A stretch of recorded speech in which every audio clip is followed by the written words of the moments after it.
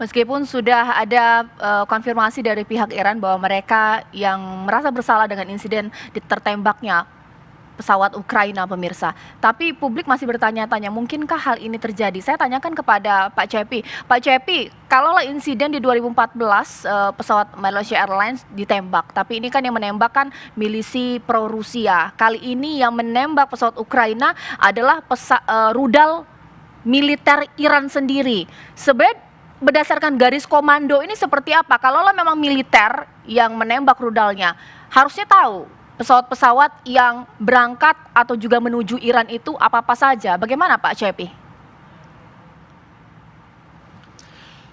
Ya, saya ingin menjelaskan terlebih dahulu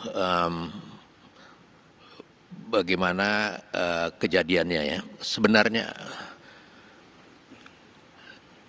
pada tanggal 3 Jenderal Sulaimani itu ditembak, ya, diserang dengan drone, ya.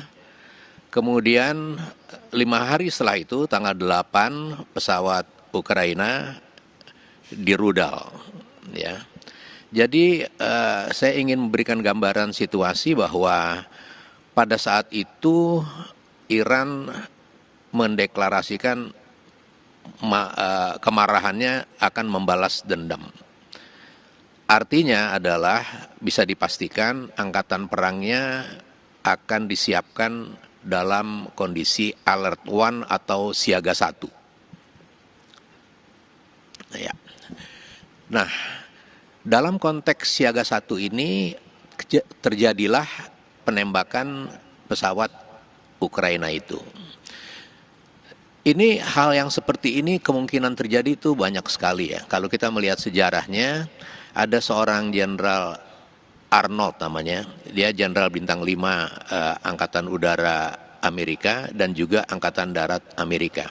Dia sebenarnya dulu komandan dari Divisi Udara Angkatan Darat Amerika yang kemudian menjadi Kepala Staf Angkatan Udara pertama di Amerika. Dan dia adalah jenderal pemikir, dia memimpin research and development untuk salah satu tugasnya yaitu mengkaji ulang pasca Perang Dunia Kedua. Ya. Dia membuat satu kajian, satu review dari Perang Dunia Kedua dalam konteks mengelola pertahanan keamanan negara. Dan salah satu warningnya, dalam salah satu kesimpulan dia memberikan peringatan, dia mengatakan bahwa the next war will not start with a naval action, nor by aircraft flown by human being. It might be very well start with missiles being dropped on the capital of a country, say Washington. Jadi dia katakan perang yang akan datang itu tidak akan lagi dimulai dari kekuatan laut, tetapi juga dari pesawat udara yang dikemudikan oleh orang, tetapi dia akan sangat sederhana itu dijatuhkan aja missiles atau peluru yang mungkin akan dijatuhkan di sebuah ibu kota negara seperti Washington. Itu tahun 47 ya, kita bisa membayangkan tahun 47 sudah diramalkan seperti itu. Kemudian pada 2001 terjadi 911 ya, walaupun tidak sepenuhnya benar, walaupun tidak sepenuhnya persis seperti ramalannya, tetapi itu sama. Namun ada satu hal yang terjadi pada 911 itu, ternyata yang menyerang itu bukan pesawat militer, itu adalah civil commercial airlines ya, pesawat sipil komersial. Nah, jadi kita bisa melihat ya, waktu Perang Dunia Kedua dikaji, oh ada Pearl Harbor, Hiroshima, Nagasaki dan sebagainya. Oke, kesimpulannya hati-hati, nanti tidak dengan laut, tidak dengan udara, tapi cukup peluru aja yang datang. 2001 ternyata ada perkembangan, bukan hanya langsung di ibu kota, tetapi juga pakai pesawat komersial. Berikutnya lagi dalam konteks pertahanan keamanan negara, dalam aspek National Air Defense System, ya, sistem pertahanan udara nasional, maka itu menjadi catatan-catatan penting bagi unit-unit pangkalan-pangkalan angkatan udara dalam konteks mengelola pertahanan udaranya.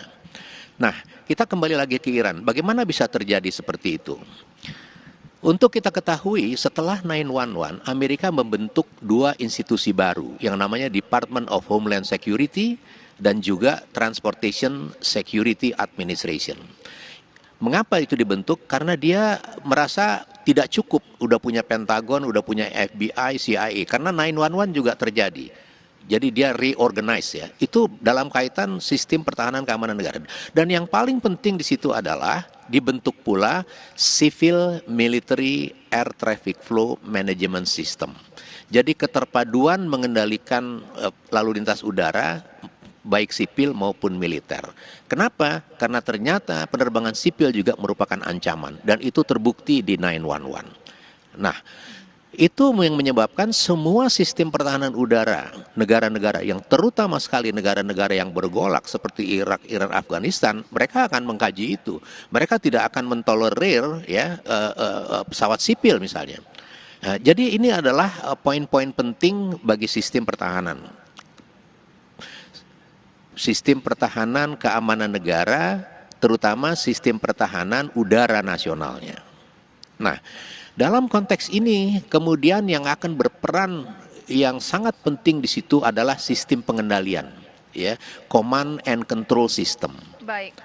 Nah, di dalam sistem inilah kita bisa melihat di Iran itu apakah memang sudah terpadu sivil militernya dan apakah sudah mempunyai satu sistem pertahanan udara yang memang cukup canggih untuk melihat atau menghadapi tantangan yang dihadapi.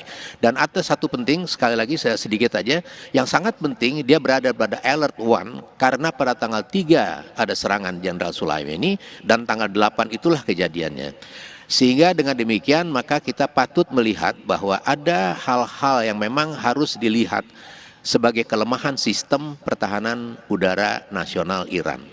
Baik, ini menarik ya dikatakan oleh Pak Cepi bahwa pasca kejadian 9/11 tingkat kewaspadaan untuk pesawat-pesawat komersil begitu tinggi. Insiden salah tembak pun bisa saja terjadi.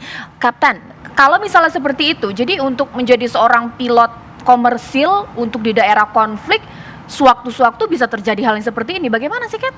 Bisa, cuman kita kan sebelum terbang ada lihat NOTAM, Notice to Airman, ada pemberitahuan bahwa nggak boleh terbang lewat sini, dia kasih tahu. Oke. Nah, atau kalau memang ada tiba-tiba, itu akan pemberitahuan dari radar controller bahwa jangan lewat area ini, belok area ke sini. Nah, itu kayaknya pilot Ukraine, dia take off follow prosedur aja, dia nggak nyangka karena dia pesawat sipil. Dia terbang ikutin prosedur aja normal, karena tidak ada pemberitahuan sebelum terbang. Oke, jadi seorang pilot harus lewat di jalur-jalur yang memang sudah ditentukan. Mungkin tidak dia lewat jalur yang bukan seharusnya. Nah, kalau memang seperti itu, ada pemberitahuan bahwa oke, kan sebelum terbang ada dikasih ATC clearance. Ya. Jadi Anda boleh terbang, Anda terbang ke kota ini melalui airways atau jalur udara, misalkan kayak ke Palembang, Whiskey 12, flight level 280, 28.000 feet, sementara kita ke ketinggian berapa dulu, baru ke 28.000. Nanti kalau enggak ada special clearance, misalkan after take off, maintain runway heading, lurus dulu. Nah, kalau memang radar control bilang, oke, follow prosedur normal, ya kita ikutin aja. Oke, apalagi itu cuma beberapa menit sebelum iya, take itu off, kira-kira mungkin 4 menit, 5 menit, 8.000 feet sekitar. Kalau gitu misalnya kemudian pernyataan yang keluar saat ini, pesawat tersebut terlalu mendekati area sensitif. Nah, ini apakah kemudian menjadi alibi pembenaran saja, ataukah memang benar katanya Pak Cepi di sini, katanya Pak Kapten Azin, nggak mungkin lah kemudian lewat area yang sensitif, apalagi itu di bandara ya. Sesaat lagi nanti Pak Iwan akan jawab usai jeda berikut. Pemirsa di Apa Kabar Indonesia Malam.